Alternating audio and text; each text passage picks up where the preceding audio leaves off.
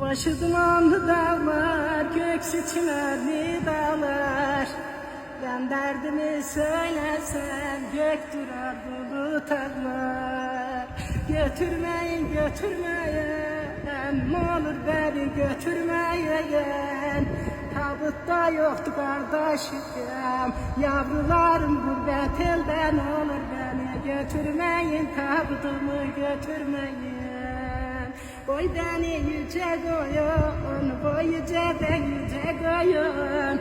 Yavrularım yetişmese mezarıma baca koyun, mezarıma baca koyun.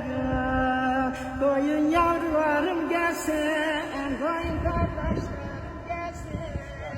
Tabutumu onlar sarsın, mezarıma onlar koysun. Tabutumu onlar sarsın.